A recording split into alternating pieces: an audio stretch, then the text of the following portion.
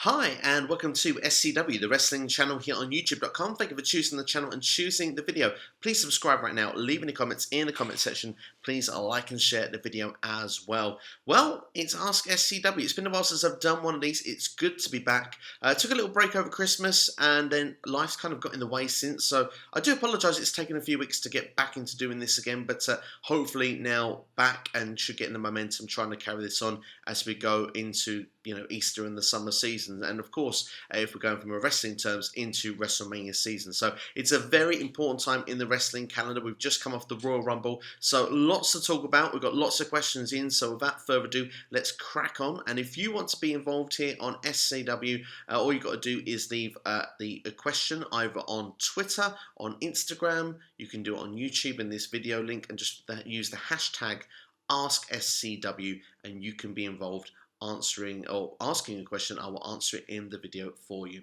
So without further ado, here's our first question this week, and it is going to come from Pro Wrestling Talk. What's your thoughts on Edge's return? Great way to kick things off. I mean, I must admit, I did a predictions video for the Royal Rumble, and despite the rumours, I said that I didn't believe it was going to happen, purely because of the fact that even though we'd seen a lot of teases and stuff like that, I've just been someone that's kind of felt to myself over the years where we've expected these returns, that they can happen. We get on board with the idea. I got used to feeling a bit let down, and I didn't want to feel let down about this. I wanted to take it for face value, and that if it happened, that I would go out of my seat and I would pop big style. And to be honest, that's exactly what I did, because I thought if Edge was going to come back, A, he would win the Royal Rumble, and number two, I thought that if he was going to come back, he probably wouldn't have come in the match as early as he did. So the fact he came in, I believe it was number 21, was a good spot for him to come in, for him to make some sort of impact on his appearance as well, without winning it as well. And I don't know, I was truly into that Royal Rumble match in general, and I popped so hard for it. I was really happy to see him back. I must admit, I am a bit nervous because of the fact, of course, his reasoning for retiring, of course, to begin with, was to do with neck injuries and stuff like that. I've always been one that said health comes first, and I do have a bit of concern for guys and girls as well. That I don't want anyone to get seriously hurt when they become paralysed or there's some serious damage or whatever. So from that perspective, there is a bit of concern, but I mean, for him to be cleared to get back in, he must be good to go. And we look at Daniel Bryan. Daniel Bryan a couple of years ago was retired, and there was no way of him coming back. And he came back just under 2 years ago now, and he's been going strong. He's not had to take a break this time. It's literally just he's been managed his style well, and I think that was an inspiration to people to wanting to come back. And I think for Edge, that's probably been one of the inspirations for him to come back. If he is safe enough with his style and the way he is in the ring, I think that perhaps he can have maybe a little bit of longevity. And I just love the fact that, like he said on Raw, that he gets to finish his career on his terms, rather than someone saying to him, "You got to stop now. There's no way forward for you." Now we can turn around and say, "Do you know what? No. This is how I'm going to do it, and this is how I'm going to end it." I just hope it ends well for him. But as for a first rivalry with Randy Orton, the way that was done on Raw was absolutely amazing. I thoroughly enjoyed it. I thought it was done to point perfection.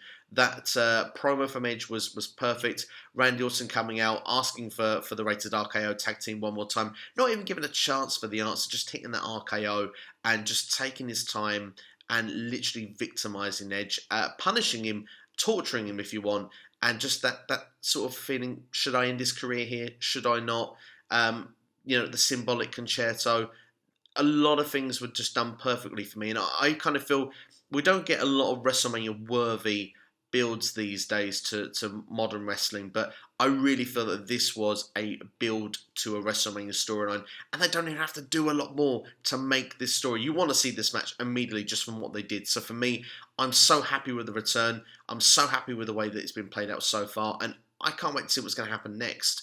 I think that the clever thing to do for this would be to write Edge off of TV for at least 5 or 6 weeks. I think that you have to really sell this. WWE doesn't always sell things anymore. They give it a week, maybe 2 weeks, they come back.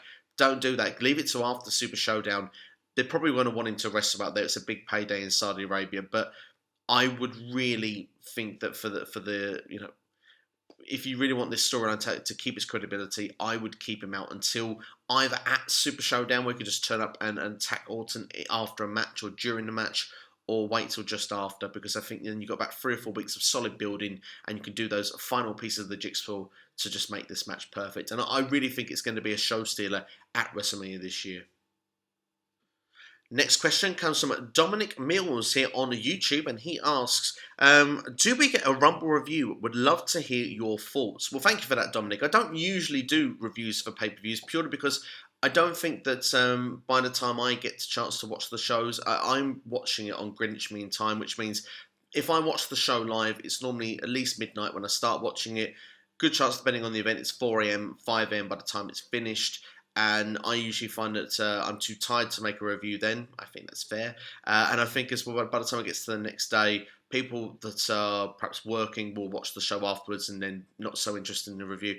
I kind of feel the time is gone by the time I want to put a review up. So that's why I don't tend to do it. But I'm happy to give a review, and if people want reviews for pay-per-views, then please let me know in the comment section of this video. I will do that. But to give you what you want, because that's what you've asked for, is a review of the Royal Rumble. So let's go through it. I think the kickoff was skippable. I don't think that either match was necessarily needed to be seen, although I think that they were okay matches. Particularly, I enjoyed Chad Gable, or Shorty G, we should say, and Sheamus. I thought that was a solid matchup.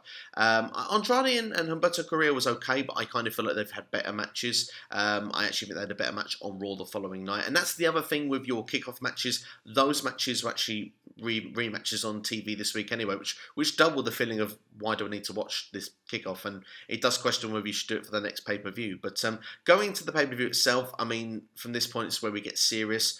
We started with the Falls Count Anywhere match, Roman Reigns and Baron Corbin, or King Corbin, we should say. Loved it. I thought it was really good. It was exciting. They didn't need a TLC stipulation. I did wonder what they would do with a Falls Count Anywhere, if they would maximise the baseball stadium. And they really did that. And I think because of the fact we've not had so many events in baseball stadiums before, this really felt fresh and exciting.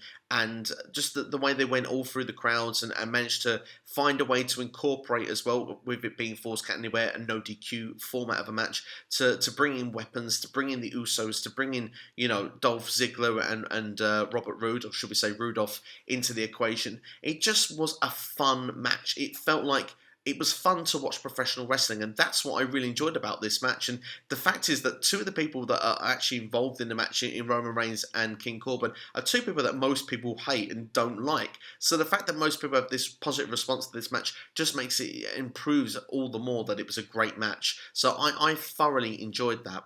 As for the result, by the way, I like the fact that the result was what it was. We've seen with SmackDown this week. I hope that is the end of that rivalry, and that they can start moving on to where the programs need to be heading into WrestleMania. As for the Women's Royal Rumble, I thought this was a good Royal Rumble. I have seen some negative critique on it, especially F4W Online. I wasn't a fan, actually, of that review. I'm just as an opinion based here. I didn't enjoy it. I've seen there was a lot of criticism as well from WWE superstars criticising the guys who were questioning the decisions. I do believe that video can be checked out on their YouTube channel. But yeah, I mean, for me, looking at it, I thought there was a lot of positives that outweighed the negatives in this match. And what I really liked about it was that we had Bianca Belair was built as a star, literally from start to finish. She had probably the longest run in the match, and she has now the joint most eliminations in a Royal Rumble along with Shayna Baszler, which, to be fair, I mean, I know there's only been 3 of them, but still, it's a great way to build someone up. I love the way as well that she was built with Alexa Bliss as well at the start of the match. It kind of had that reminiscence of the 1995 Royal Rumble, how halfway into the match, these two were the only people still left standing. I really liked the way that was put together. I loved what they did with Fire and Desire. I loved that Mandy Rose was eliminated for the match. We had no idea Otis was outside the ring, preventing that elimination, where she kind of just fell on his body. And, the crowd popped, and I must admit, Otis kind of did steal the thunder a little bit the time he was out there, but the way that elimination was done for both Fire and Desire, the mistake from Sonya Deville that led to Mandy being put into Otis's arms, but then for Bianca Belair to eliminate Sonya Deville, which effectively eliminated both of them by Bianca Belair, I thought was a really nice touch. So there were some really nice instances in that Royal Rumble match for me. I thought Beth Phoenix had a strong performance, and the fact as well she cut her head badly open at the back there, and she still soldiered on through. I love that there was, remembering previous storylines in WWE, mainly for the Royal Rumble 2 years ago that Natalia actually eliminated Beth Phoenix, and that was the reverse done this time round. One of my main negatives, and it wasn't the fact that Naomi was taking her time to get into the ring, which, yes, she did take her time to get back into the ring, but we know how these spots work. They go out of the ring, they find themselves not eliminated, they look for their way back into the ring, and her point and place in the match wasn't needing to come back in at that point. We're sort of half supposed to forget she's out there, and I'm okay with that. I mean, things like that I don't think has been done to a death, where we see people that go under the bottom rope and stay out of the ring until the end of the match. That sort of thing has been done to a death. So I had no problem with the way that Naomi thing was done, and especially the fact that John Morrison and Kofi Kingston later in the evening didn't do a similar thing. I kind of felt that this was fresh and good for this Royal Rumble. So I actually enjoyed the Naomi spot. Of her actually coming back into the ring and actually making a ramp to do so. We look down to the sort of final competitors, and of course we had the final two as Charlotte Flair and Shayna Baszler. I was surprised Baszler was brought into the Royal Rumble to not win it. I was so certain she was going to win it, but I think at the same time, had she not been in the match, I think a lot of people would have been critical that she wasn't there.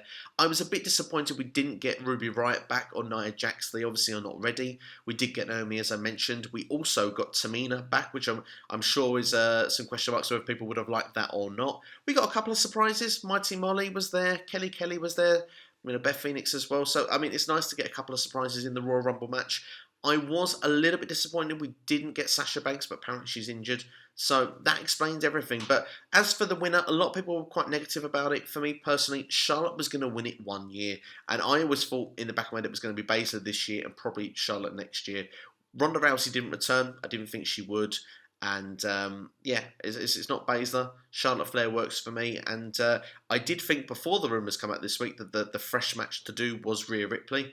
So, I mean, that's in the rumour mill now. So let's see if that happens. To skip through the rest of the card to get to the men's Royal Rumble, I thought Bayley and Lacey Evans were unfortunate. Of course, they got the really difficult spot of the night following a Royal Rumble match. Every year when there's two Rumbles, whoever follows that first Rumble is really struggling to get over. But the match delivered and did what it needed to. So fair play to the ladies for that, but for me it was the weakest match of the entire main show of the card. But I don't think it was the weakest match of the night.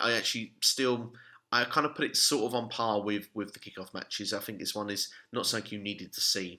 The strap match, I was so happy that we didn't get to see a red light over the arena. We actually got to see a normal light for Bray Wyatt, the Fiend, against Daniel Bryan. I thought the match was really well laid out. Ironically, a strap match only a week or two before Cody's going to take 10 lashes on the TV from MJF. Coincidence? I'm not so sure. But at the same time, I do think the match was really well delivered. Really enjoyed it. And The Fiend, of course, went over and retained his title, just as he should do at this stage. It's no way he should be, putting anyone over at this moment. I even wouldn't have him lose at WrestleMania. I have seen there are rumours due for The Fiend and Roman Reigns. I have been talking to a friend of SCW, and of course does some videos with me from time to time, George. He suggested making it a triple threat match, maybe with Daniel Bryan in the mix. That way the Fiend doesn't have to take the fall should he lose the championship at WrestleMania. I think that's smart booking, and I think that would be the way to do it going forward. Looking as well at Becky and Asuka. Solid match from the ladies. I enjoyed it. Wasn't as good as the year before, but I loved that the storyline going in. It carried through well for me. And I in one way would have loved to see Asuka pick up the victory, just to see Becky to have to chase the belt for a month. I think that could have just added another layer to the story, but they were never going to make Becky lose the belt. She's held the belt for nearly a year. And if she's going to lose it, I think she's going to lose it at Mania. I think that's the time that she'll drop it if she's going to. So they want to go into Mania strong, so Asuka had to lose. As for the men's Royal Rumble match itself, I mean, I think it was a strong one. I think it's probably the best men's Royal Rumble match for a long time, actually. You can argue that some people were eliminated very quickly. In fact, half of the Rumble probably went out within a minute and a half on the night. Their paychecks obviously were quite good for the amount of work that she did. I wish I got paid that amount for working just about 2 minutes, but never mind. Going on to the Rumble match itself, Brock, he had to look strong, and they were either going to do it where number 2 was going to eliminate him straight away to make this big impact, but then we would have had this Royal Rumble match carried the whole way through without him, and I like the way he manhandled everybody. He was not in the mood to muck around, and came back. Some people are you could argue, buried in that way. But they're not main eventers, and they're not going to be pushed. At this point, the idea was to push the eventual winner of this Royal Rumble match, and that's why I think I like it, because the more Brock got over people and found a way to overcome, he had Kofi Kingston to go through, he had Rey Mysterio, two previous rivals where there was unfinished business. That sort of spiced it up at the start of the match. Big E come in, it spiced it up, and then we sort of got Keith Lee to come in, an NXT style. People thought was going to be the guy. You thought this is going to be the one. Then Braun Strowman come in. You thought, well, actually, this could be the one. He eliminates both of them. You think, goodness, where is this going to go? Where is it going to stop? Surely it won't go through to number 28 or 29. No, it was the right moment. It was midway through the Rumble. Drew McIntyre coming out after Ricochet had survived for a minute, kicking the groin, and yeah, boom, straight over with a Claymore. It was done to perfection. Drew McIntyre was made into a star in one night. And yeah, I mean, he overcome the Miz, and he started dominating a few people as well. Got through to the end. We've mentioned Edge's return already. So for me, there was enough going on in that Royal Rumble to really keep it exciting the whole way through. I mean, you even look with Seth Rollins and that Messiah sort of gimmick going on. They carried that pretty well with the late end of the Rumble. So there was little stories going throughout that Royal Rumble match, and I really liked that. It played out very nicely. As an overall thing for me, I think that the Royal Rumble pay-per-view itself, easily a 7.5 out of 10, maybe even an 8. I really enjoyed it. I think it was the strongest Royal Rumble for many years. Next question comes from BPZ_RXW Games. If Roman Reigns at main events WrestleMania wins and Drew McIntyre wins the WWE title and Rhea Ripley beats Charlotte, do you think it's a win-win for the fans? Bray gets to main event, Vince and Heyman get what they want, Charlotte puts over Rhea. Hopefully. Interesting there with those questions there, because of course the suspected 3 matches that are rumoured for WrestleMania, we know one of them is official, which is of course the WWE Championship, which of course Brock Lesnar will be defending against Drew McIntyre. The rumour of the Universal Championship, The Fiend Bray Wyatt against Roman Reigns. And of course, the rumour is the NXT will be involved at WrestleMania, and Rhea Ripley will be defending that NXT Women's Championship against Charlotte. I'm very intrigued with all 3 of those matches. I'm a little bit surprised. I do think fans actually would favour the Fiend over Roman Reigns. I have to be honest. Fans were not liking the idea of Roman Reigns becoming a Royal Rumble winner there when we looked at that. But we just spoke about the Rumble in depth there, but we didn't really talk about the final 2 there, or final 3. I mean, of course, Edge, of course, throwing Randy Orton out of that Royal Rumble match, which we did mention for the first question, which perhaps led to Randy Orton doing what he's done. Roman Reigns eliminated Edge, and people didn't like that. Maybe because it's Edge, but I think more as well because people didn't want Roman Reigns to win it, and Drew McIntyre eliminating Roman really got that big pop. So I don't think fans actually are going to be so in favour of the idea of Roman Reigns beating The Fiend, although they may look to perhaps go with that story of the Universal Championship with Roman and what it means to him and him having to give it up and why he had to give it up. That could be the road they're going to go down, which I think would be a bit distasteful for fans to boo if he was to win. But at the same time, we'll have to wait and see how that is going to play itself out. I'm not really sure I'm a fan of Roman Reigns against The Fiend purely for that reason, because I don't want people to really boo if Roman is to win the belt, and I think it's time for Roman to win the belt back. But of giving fans what they want, they did it last year at WrestleMania. It's good to give the fans what they want. Fans should get what they want, really, when you look about it. If there's a superstar that people are chanting, Rusev Day, massive. Why is the guy not pushed? Now, we know probably the reasons. There's many reasons. I think Rusev needs to sign a new contract if he's going to get himself pushed, but there are certain superstars who we continue to get behind and they don't get anywhere. I think that when it gets to WrestleMania, we should be given what we want to a certain degree. The only reason we shouldn't be given what we want is if there is a deeper storyline into it, which is going to play out that we're going to love more when it comes and all said and done. So that for me would be the way to deal with things if it's going to be done. But if you were to look at me and say right now, what do you think is going to happen? Yeah, I think Drew is going to do it. I think Roman's going to do it, and I think Rhea would retain against Charlotte. Charlotte doesn't need to beat Rhea Ripley. I think that would be very damaging for her character. It's time to elevate some more women in the women's division, because we've only got the 4 horsewomen. Shayna Baszler, probably Asuka, is being sort of built up a bit more now.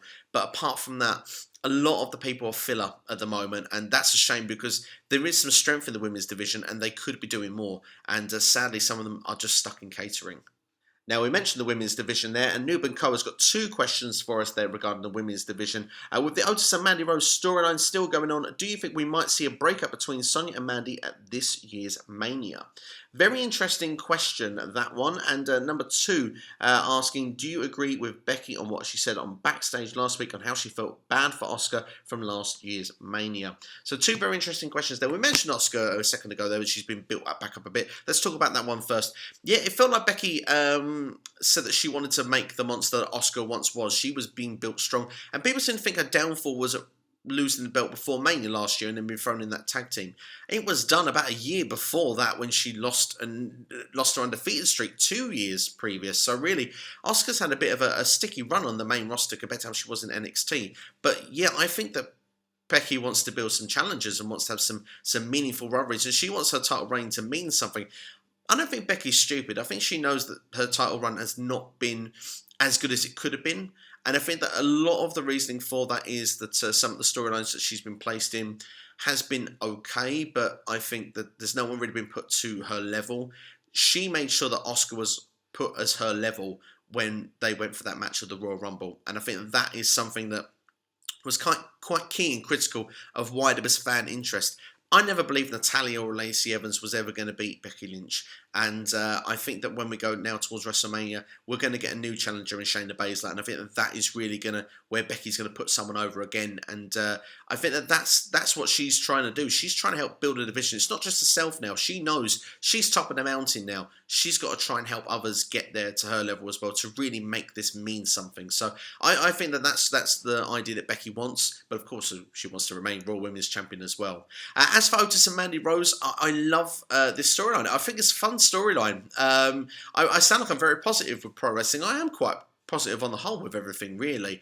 And I do enjoy it. It's probably my favourite thing to watch. I was never really a fan of Heavy Machinery in NXT, but I really have kind of warmed to them on the main roster. They kind of feel more at home on the main roster, and not because they've been pushed down our throats or anything like that. They've just organically done it, and I think Otis has been quite comical in his way, and the way they have him interact with Mandy Rose, it's amusing, it's entertaining, and we've all been there. We've all kind of fancied someone that's arguably think, oh, they're out of my league. I've got no chance with that. And you kind of think, go on, big lad, get yourself in there. Go on, give it a go and see if you can get somewhere. And the fact she's giving a bit of attention back, you sort of think, I'm liking where this is going. The interesting thing is how that storyline's going to finish, because like you say, they've implemented the cracks there with Mandy and Sonya Deville. Now the question is that there was rumours that there was going to be a lesbian angle with these two, where Sonya may have fancied Mandy Rose, and this was a rumour thing that was going to be done a long time ago.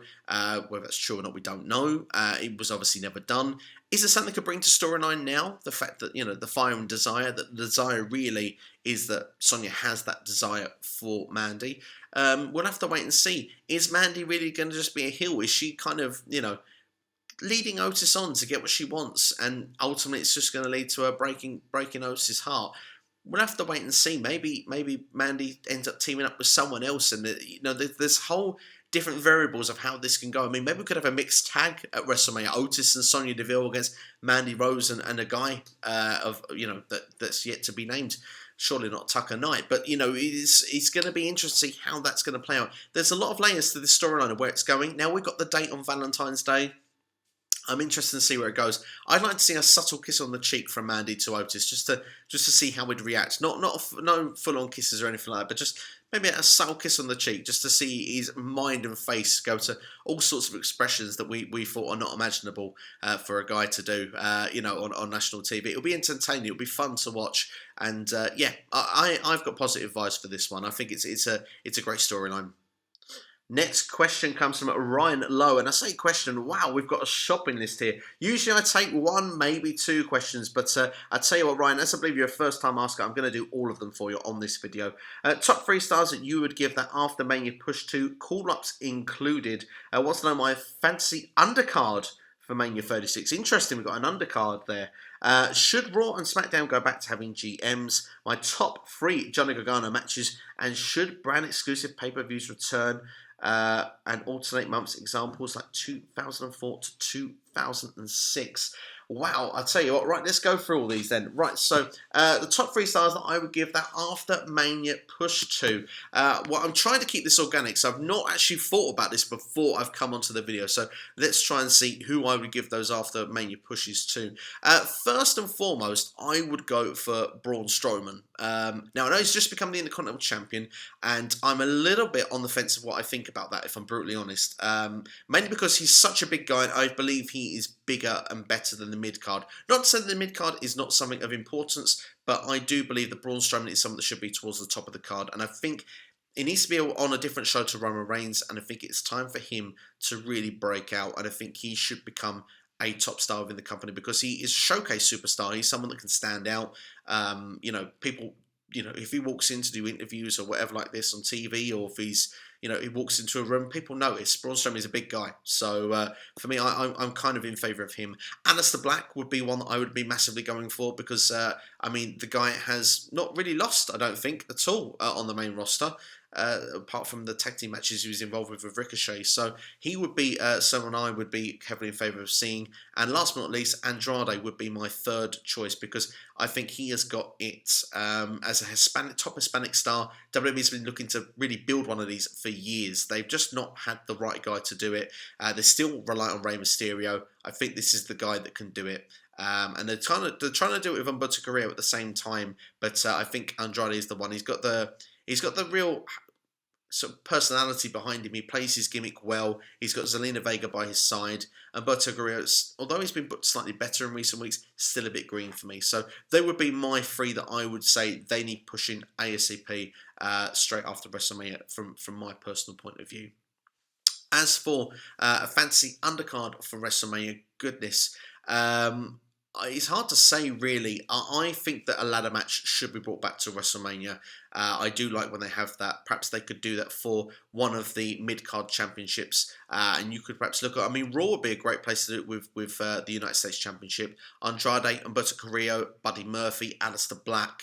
You've got so many great breakout stars there, and you can put someone like Shelton Benjamin, who's very much used to a ladder match environment. I would be quite in favour of seeing that kind of environment done. As for other matches, as an undercard sort of area, because we're going with the undercard here, AOP against the Viking Raiders. I think that's a tag team match that I would like to see. I think for the SmackDown side of it, the tag team division, the Revival will still be around, I think. So, New Day, Usos, Miz and Morrison, and Revival, Fatal 4-Way for the SmackDown Tag Team Championships. I think that would be a one to book. Bayley is going to be interesting with WrestleMania. I'm really not sure how or who she should go against. Perhaps she should have Sasha Banks turn face at this stage because... unless we have Sasha and Naomi, I'm not sure what you can do there really with that one. So that would be interesting. But those are probably some of the minor matches there. Of course, I've always wanted to see as a fantasy Seth Rollins versus AJ Styles versus Daniel Bryan. That is a fantasy match I would like to see as a triple threat. Don't think, of course, that we booked people on different shows. But I suppose we could get perhaps Daniel Bryan against King Corbin. That could be a likely one that could happen.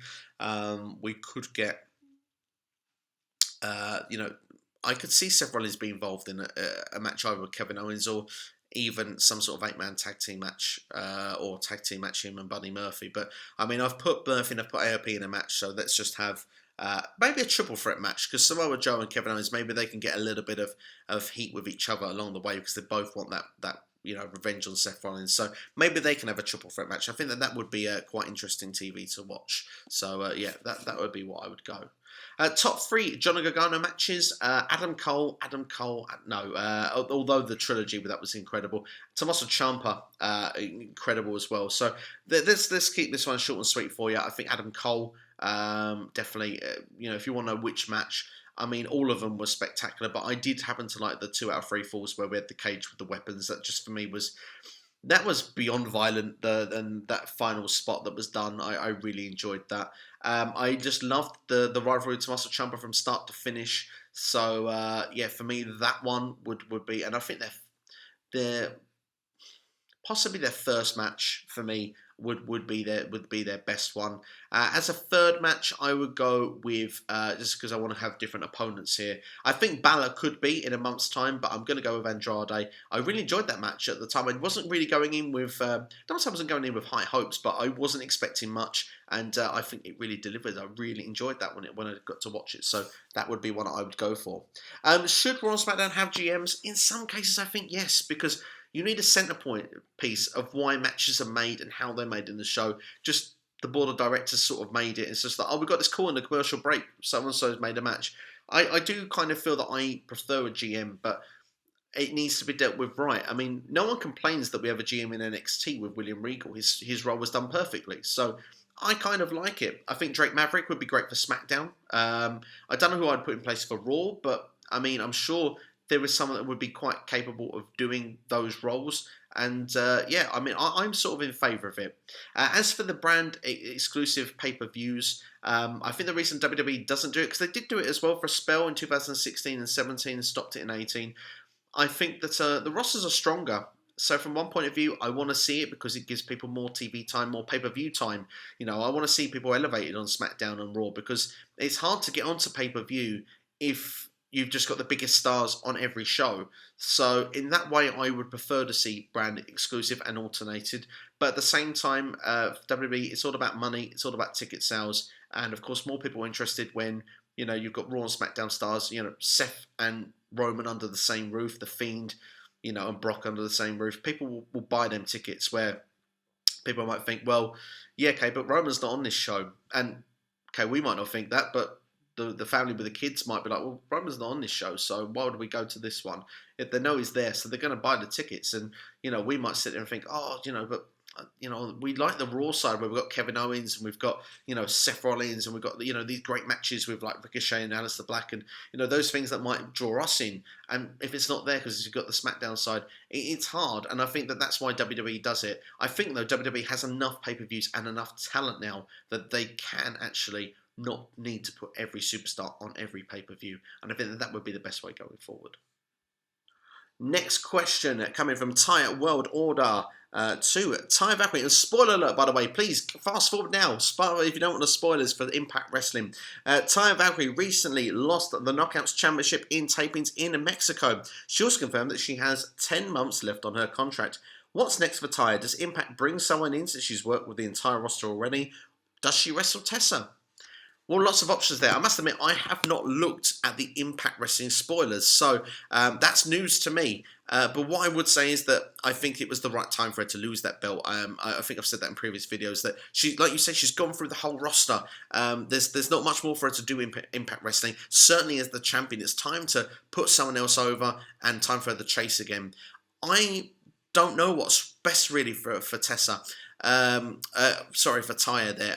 Another rivalry with Tessa could work. I mean, Tessa's got the heavyweight championship, so it would be an interesting twist if them two fought for the heavyweight championship rather than the Knockouts championship. I mean, that would be making history in some sorts as well. I mean, Taya did win a tag team match over Tessa since she's become the champion, when she was teaming with Ace Austin a couple of weeks ago. So I'd be in favour of that. I think it'd be a good idea. It'd be something of a unique twist to definitely go for the first few weeks. After that, I mean, I would love to see someone new come in, yeah, because I think it's a way to keep things fresh. I'm guessing Gail Kim won't come back for one more comeback match, but there are plenty of talented women out there that could wrestle Taya Valkyrie. Maybe she gets rid of Johnny Bravo. Maybe she turns face again. Maybe she has to humble herself up to maybe build herself back up to become a challenger. Maybe then she can have some, you know, minor rivalries with the likes of Kiera Hogan or perhaps Madison Rayne. She builds herself back up towards the top of the card, where eventually she can try and become Knockouts champion again by the time we get to, say, I don't know, Slammiversary or Bound for Glory. That would be quite an interesting way for that to go. Do I think she'll stay on Impact Wrestling? Will be interesting to see when those 10 months come up.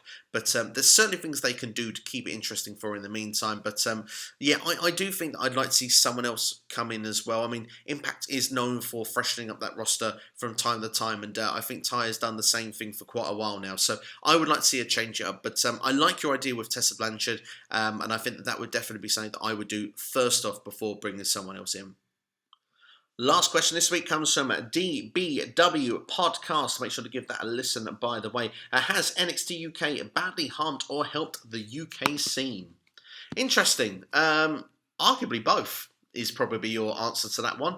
Quite a few companies have probably had to close their doors because of the fact that they can't promote this amazing talent now that are usually exclusive to NXT UK and for what WWE and their needs. But at the same time, WWE is a big popular market, and if WWE is put on a banner of something, people tend to listen and people tend to go. I mean, it feels like a lot of these NXT shows, NXT UK, I should say, they do quite well on the ticket sales. The UK crowd is very passionate and very into their wrestling, and I do feel that they will continue to do so. They will support that NXT UK banner. They know that that's the place to go and see perhaps some of the biggest UK stars. They get to see Mustache Mountain in there, Walter, Imperium. You know, there's a lot to go there for. Tony Storm. So it's a great roster and great talent. Jordan Devlin. There's loads of reasons to go and watch NXT UK if it's in your town. And they go to, don't just stick to London either. They go to places like Hull. We've seen them in Coventry. We've seen them at Download Festival. You know, we've seen them in Plymouth. So they go all around the country. They've gone to Cardiff,